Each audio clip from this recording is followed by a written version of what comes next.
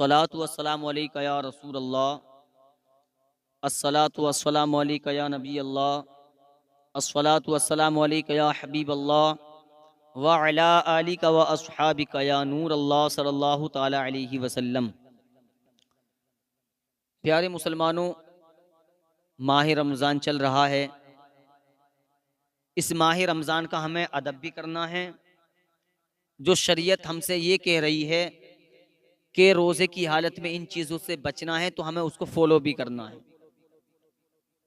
हमने रोज़ा अल्लाह ताला के लिए ही रखा है और अल्लाह ताला ही के लिए रोज़ा रखा जाता है। लेकिन रोज़े की हालत में शरीयत ने जो बताया कि अगर इन रोज़े की हालत में इन बातों पर अगर बंदा इन बातों को रोज़े की हालत में करता है, शरीयत ने बताया अगर बंदा रोज़े की हालत में इन बातों को फोकस करता है, फॉलो करता है, तो उसका रोज़ा मकरूह हो जाएगा। जैसे गाली देना रोज़े को मकरूह करता है, बेहुदा बातें करना रोज़े को मकरूह करता है, किसी का दिल दुखाना रोज़े को मकरूह करता है, किसी की चुगली करना ये भी रोज़े को मकरूह करता है। अलबत्ता माह रमज़ान के अलावा भी ऐसी बातें करना नाजायज़ व हराम है।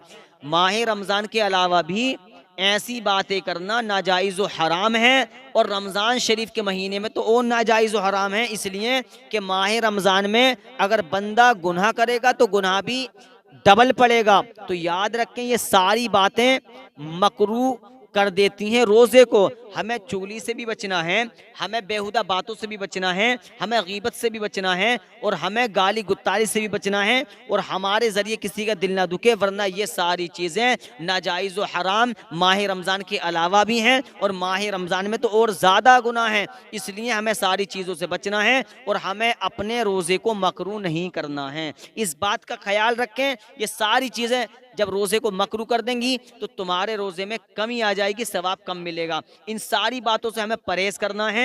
रोज़ा अल्लाह ताला ही के लिए है और अल्लाह ताला ही के लिए हम रोज़ा रखते हैं। इसकी जज़ा, इसका सवाब हमें अल्लाह तबारक व तआला बेहतर अता फरमाएगा। ये हमारा ईमान है। और क्यों बेहतर न फरमाएगा? जिस हम उम्मत में पैदा हुए हैं, मोहम्मद अरबी सल्लल्लाहु ताला अलैहि वसल्लम ने हमारे लिए, इस गुनाहगार उम्मत के लिए जब पैदा हुए थे तब भी रो रो कर दुआ की थी। जब दुनिया से रुखसत हो रहे थे तब भी ये दुआ की थी, रब्बी हबली उम्मती, ए मेरे रब मेरी उम्मत को मेरे हवाले कर दे। हमें मुस्तफ़ा की ज़ात हमारे पास है। इंशाअल्लाह अल्लाह ताला की रहमत पर भरोसा है कि इसकी जज़ा हमें बेहतर देगा। रोज़े की जज़ा और रोज़े का हमें सवाब अल्लाह ताला ज़्यादा देगा और बेहतर देगा। लेकिन हमें सारी इन बातों से बचना है जिन बातों से हमारा रोज़ा मकरूह हो जाता है। मैं फिर दोबारा बता रहा हूँ, हमें चुगली नहीं करनी है, हमें गाली नहीं बकनी है, हमें बेहुदा बातें नहीं करनी है, हमें किसी का दिल नहीं दुखाना है। अगर तुमने किसी का दिल दुखा दिया तो ये नाजायज़ व हराम माह रमज़ान के महीने में भी है, और माह रमज़ान के महीने के अलावा भी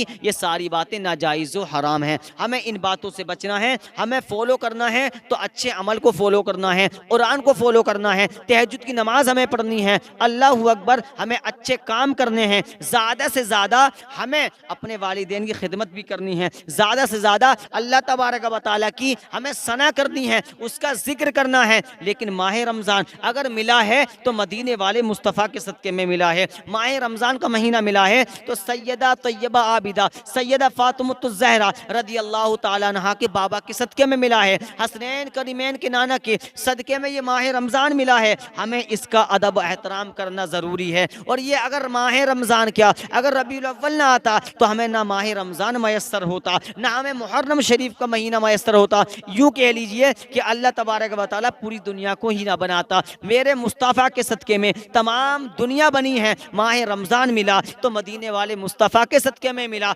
आला हज़रत फरमाते हैं, कौन देता है देने को मुँह चाहिए, देने वाला है सच्चा हमारा नबी, देने वाला है सच्चा हमारा नबी। अल्लाह तबारक व तआला हम सबको इस पर अमल करने की तौफीक अता फरमाए, और बुरी बातों और गाली गलौज और तमाम बेहुदा बातों से बचने की तौफीक अता फरमाए।